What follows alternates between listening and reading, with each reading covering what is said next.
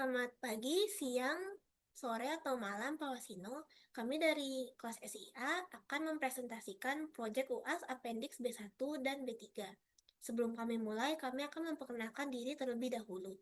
Nama saya Kalista Arteja dengan NIM 825250031. Nama saya Farla Herima dengan NIM 825250024. Dan sekarang kita akan mulai studi kasus yang Appendix B1 terlebih dahulu dengan judul The University Accommodation Office.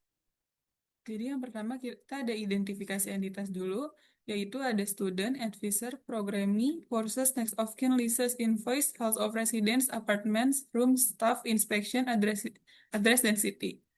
Atributnya itu, di sini yang pertama ada atribut city, address, staff advisor, students, programming, courses, next of kin, house of residence, apartments, rooms, inspections, leases, dan invoice. Lalu ini ada IR dengan asumsi ketika student mendaftar, maka akan otomatis diawasi oleh satu advisor. Satu student bisa tidak memiliki next of kin atau bisa memiliki banyak next of kin. Satu student hanya bisa memiliki satu programming. Students terbagi menjadi dua kategori, yaitu postgrad dan undergrad. Satu programming bisa dimiliki oleh banyak students, satu programming dapat memiliki banyak courses, dan satu courses hanya dimiliki oleh satu programming. Students dapat menyewa rooms yang berada di house of residence atau apartments dengan menandatangani satu leases untuk satu rooms. Setiap rooms dapat disewa berkali-kali oleh students dalam waktu yang berbeda. Setiap rooms harus terkait dengan tepat satu lokasi, yaitu house atau apartments. Setiap leases dapat menghasilkan banyak invoices untuk waktu yang berbeda. Setiap leases ditangani oleh satu staff administrative assistant. Staf memiliki posisi sebagai hall manager, administrative assistant, dan cleaner. Setiap house of residence diurus oleh satu staff hall manager. Setiap inspection apartments dapat dilakukan oleh satu staff. Satu city dapat memiliki banyak address, dan satu address dimiliki oleh satu city. Staff, student, next of kin, house of residence, dan apartments masing-masing memiliki satu alamat. Lalu ini hasil akhir konseptual modelnya di mana beberapa entitas sudah memiliki primary key dan subclassnya. Kita masuk ke bagian logical. Yang pertama adalah strong entity dan weak entity. Strong entity merupakan yang memiliki primary key dan weak entity tidak memiliki primary key. Strong entity yang pertama ada student, advisor, programming, courses, leases, invoices, house of residence, apartments, staff, address, city, dan city. Lalu weak entity ada next of kin dan inspection. Kemudian kita akan masuk ke bagian relasi. Di sini ada relasi one to many, di mana student sign leash, dan di bagian leash ada foreign key ke students. Lalu ada students has next of kin, yang di mana next of kin memiliki foreign key ke students. Lalu ada advisor, advise students. Di sini students memiliki foreign key ke advisor. Lalu ada programming, contain student. Di student terdapat foreign key ke programming. Kemudian ada programming have courses. Di courses terdapat foreign key yang mengarah ke programming. Lalu ada leashes generates invoice, yang dimana invoice memiliki foreign key ke leashes. Lalu ada rooms rents leashes, yang dimana leashes ini memiliki foreign key ke rooms. Lalu ada house of residence provide rooms, yang dimana rooms memiliki foreign key ke house of residence. Lalu ada di sini ada address belongs to staff, yang dimana staff memiliki foreign key ke address. Lalu ada address belongs to apartments, yang dimana apartment memiliki foreign key ke address. Lalu ada address belongs to house of residence, yang dimana di house of residence memiliki foreign key ke address number. Lalu ada address belongs to students, yang dimana students memiliki foreign key ke address. Lalu ada address belongs to next of kin, yang dimana next of kin memiliki foreign key ke address. Lalu ada city listed in address. Di address ada foreign key ke city. Lalu di sini ada hubungan one to one. Ada hall manager handles half of residence, yang dimana dia itu tipe mandatory participation on both side of one-to-one relationship, yang dimana di kedua sisi itu wajib memiliki satu. Di sini ada hall manager, lalu ada house of residence. House of residence memiliki foreign key ke hall manager. Kemudian di sini ada superclass atau subclass mandatory disjoin, yang dimana staff ini tuh wajib menjadi hall manager, administrative assistant, atau cleaner. Lalu di sini ada superclass students dengan subclass undergrad, postgrad. Lalu di sini ada relasi many to many. Ada staff conducts apartments lewat inspection. Lalu ini adalah hasil akhir dari logical modelnya. Di sini bisa kita lihat dari gambarnya. Di sini semua entitas itu sudah berdiri sendiri, yang dimana dari awalnya menjadi subclass, sekarang sudah terpecah menjadi tabel sendiri-sendiri, dan juga sudah memiliki primary key, foreign key, beserta relasinya. Lalu di sini kita akan masuk ke bagian physical, yang dimana physical ini kelompok kami kita sudah membuat database-nya dari awal sampai akhir. Dan sekarang kita akan memberikan contoh query transaction beberapa saja. Di sini diminta display details of lease agreement yang include summer semester. Jadi kita select dari list, lalu kita join ke invoice dan akan menghasilkan data-data tersebut. Kemudian yang kedua, di sini display details apartment inspection yang propertinya itu kondisinya itu kurang baik. Jadi kita select dari inspection yang kondisinya di antara minor repair atau enggak major repair. Lalu ada display total number of students in each kategori yang dimana kita harus menampilkan semua total students dalam per kategori. Di sini kita select kategori, lalu kita hitung, lalu kita group by kategori.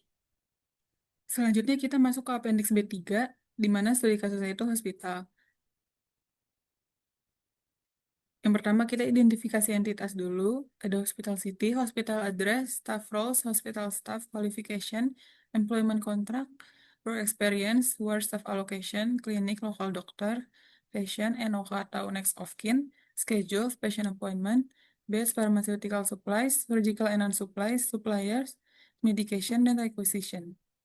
Lalu atributnya ada hospital city, address, staff roles, hospital staff, qualification, employment contract, work experience, ward staff allocation, clinic, local doctor, patient, NOK atau next of kin, schedules, patient appointment, beds, suppliers, pharmaceutical supplies, surgical and non-supplies, medication, dan requisition.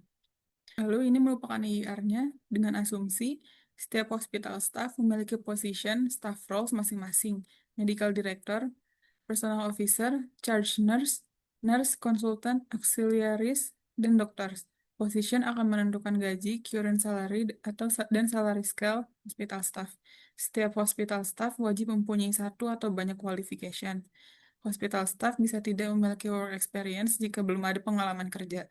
Setiap hospital staff wajib menandatangani employment contract. Hospital staff, medical director bertanggung jawab untuk mengurus hospital staff. Hospital staff charge nurse bertanggung jawab atas wards. Setiap hospital staff dapat dialokasikan ke wards. Satu wards bisa banyak hospital staff. Setiap patient dapat memiliki next of kin. Setiap pasien akan diawasi oleh satu lokal dokter atau lebih dalam waktu yang berbeda, schedules. Setiap klinik memiliki satu lokal dokter. Hospital staff konsultan akan mengecek pasien dengan melakukan janji appointments terlebih dahulu.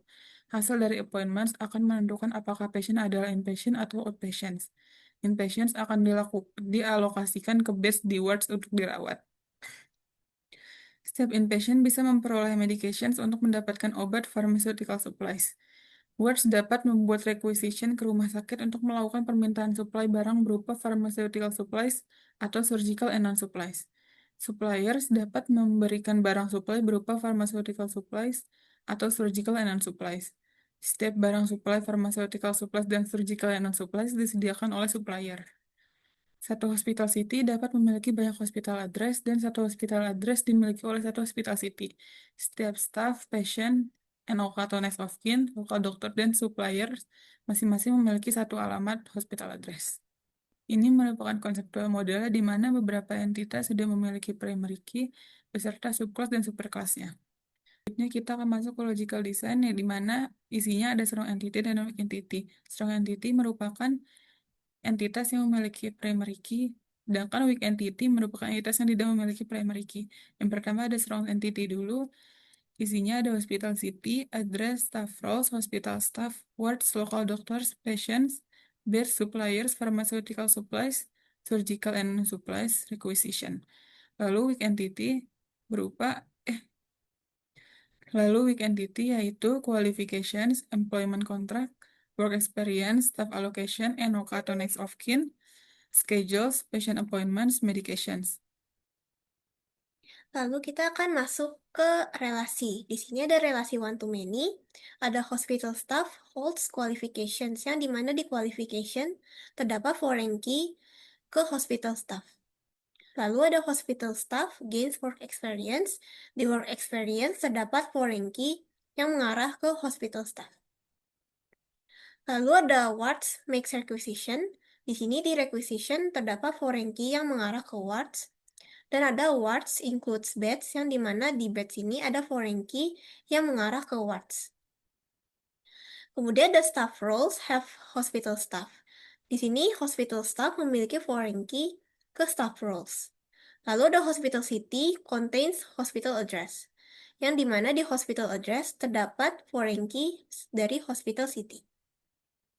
Lalu ada hospital address belongs to hospital staff, yang dimana di hospital staff terdapat foreign key yang mengarah ke hospital address. Lalu ada hospital address belongs to NOK. Di NOK terdapat foreign key yang mengarah ke hospital address. Lalu ada hospital address belongs to suppliers, yang dimana di suppliers terdapat foreign key yang mengarah ke hospital address. Lalu ada hospital address belongs to local doctors, yang dimana di local doctors terdapat foreign key yang mengarah ke hospital address. Lalu ada hospital address belongs to patient, di patient terdapat foreign key yang mengarah ke hospital address. Lalu patient associates NOK, yang dimana di NOK terdapat foreign key yang mengarah ke patient. Lalu ada pharmaceutical supplies listed in requisition, yang dimana di requisition terdapat foreign key yang mengarah ke pharmaceutical supplies. Lalu ada surgical and non-supplies recorded in requisition, yang dimana di requisition terdapat foreign key yang mengarah ke surgical and non-supplies. Lalu ada suppliers provide surgical and non-supplies, yang dimana di surgical and non-supplies terdapat foreign key yang mengarah ke suppliers. Lalu ada suppliers handle pharmaceutical supplies, yang dimana di pharmaceutical supplies terdapat foreign key yang mengarah ke supplier. Kemudian di sini ada relasi one-to-one. Ada hospital staff signs employment contract. Tipenya adalah mandatory participation on both sides of one-to-one relationship, yang artinya setiap hospital staff wajib menandatangani satu employment contract, dan satu employment contract itu wajib ditandatangani oleh satu hospital staff. Di sini di employment contract terdapat foreign key yang mengarah ke hospital staff. Lalu ada beds occupied by inpatient. Di sini ada mandatory participation on one side of a one-to-one relationship, yang artinya beds ini bisa tidak di-occupied oleh inpatient. Tapi setiap inpatient tuh pasti dia occupied satu beds. Di inpatient terdapat foreign key yang mengarah ke beds. Lalu ada klinik employs local doctors. Ini adalah mandatory participation on both sides of a one-to-one relationship. Berarti artinya klinik itu harus ada local doctors, dan satu local doctors ini itu harus ada di klinik. Di local doctors kita bisa lihat di sini ada foreign key ke klinik. Lalu kita masuk ke one-to-one recursive relationship, yang dimana di sini tuh ada staff yang mengevaluasi staffnya sendiri. Jadi di sini ada hospital staff evaluated by medical director. Lalu di sini tipenya adalah mandatory participation on both sides of one-to-one relationship. Jadi hospital staff ini tuh wajib dievaluasi oleh medical director, dan medical director ini wajib mengevaluasi hospital staff. Di medical director terdapat foreign key ke hospital staff. Lalu ada superclass atau subclass relationship types. Di sini ada mandatory or, yang dimana superclassnya patient, dan patient ini itu bisa menjadi inpatient atau outpatient. Lalu ada optional or, di sini ada superclassnya hospital staff. Hospital staff ini bisa menjadi misalnya medical director, atau personal officer, atau charge nurse, atau consultant, atau auxiliaries, atau doctors. Lalu di sini ada hubungan many to many, ada hospital managed wards di sini. Nah, Kemudian ada relasi many to many, di sini hospital staff manage wards. Di sini hospital staff manage wards lewat staff allocation. Lalu ada konsultan treat patient, di sini uh, lewat patient appointments. Kemudian ada local doctors refers patient lewat schedules. Lalu ada inpatients obtains pharmaceutical supplies, di sini lewat medication. Lalu di sini adalah hasil dari logical model kami. Pada logical model ini, kita bisa lihat semua entitas itu sudah berdiri sendiri semua. Dari yang awalnya ada subclass atau associative entity, sekarang mereka sudah berdiri sendiri. Dan juga sudah ada primary key, foreign key, beserta relasinya. Kemudian, kita sudah membuat database fisikalnya dari awal sampai akhir. Dan sekarang kita akan menunjukkan beberapa query transaksi. Di sini diminta produce a report listing the details of patient referred to the outpatient clinic. Berarti kita ingin data-data pasien yang kategorinya outpatient. Berarti kita select dulu dari outpatient, lalu kita join ke patient. Kemudian ada produce a report listing the details of medication for a particular patient. Jadi di sini kita terus kasih details dari medication untuk untuk suatu pasien. Di sini kita select dari medication, terus kita join ke pharmaceutical supplies, lalu ada kondisi mau patient number-nya berapa. Lalu ada produce a report listing the details of supplies provided to specific wards. Jadi di sini kita itu harus kasih detail supplies yang dikasih ke suatu wards. Jadi di sini kita select dari requisition, terus kita left join pharmaceutical supplies, lalu kita left join lagi surgical and non-supplies. Lalu kita kasih kondisi kita mau ward number-nya berapa. Sekian dari presentasi proyek UAS database lanjut, appendix B1 dan B3. Kurang lebihnya mohon maaf. Terima kasih sudah menonton.